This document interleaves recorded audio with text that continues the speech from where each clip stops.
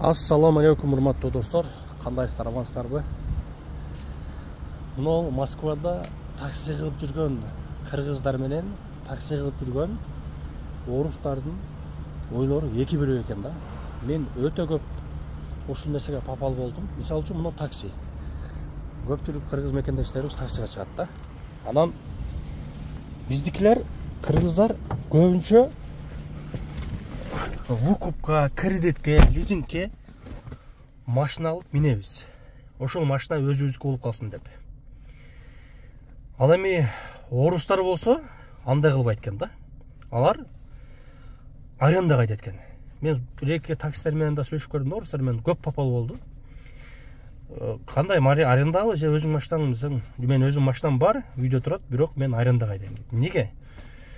Я не хочу свою машину убивать дейт. Таксиге чыгарып, мен машинамды пробегин келтирип, өлтүрүштү каалабайм. Ошон үчүн мен арендага айдайм дейт да.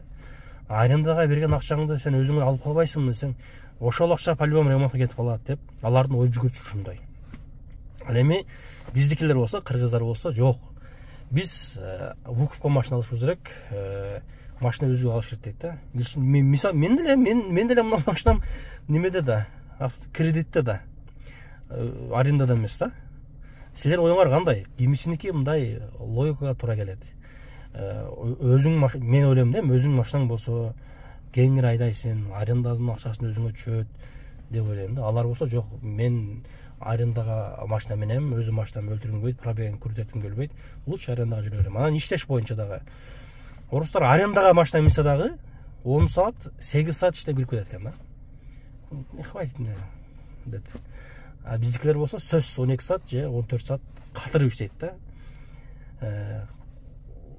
Сиздин оюңуз кандай? Лучше арендабы же өзүң машинаңбы? Мен ойлойм, өзүң машинаң болсо жакшы бар. Бирок тиги орустардын да мынтип карасаң туура эле ойлоп атпайбы? Туура эле ойлосо керек дейм да. Чем өзүң машина өтүргөн арендага? Билбейм эми. Ар кимдин ой жүгүрүшү ар кандай да. Оюңузду жазыңызчы, кызык болуп атат да ушул эки жактын ойлору.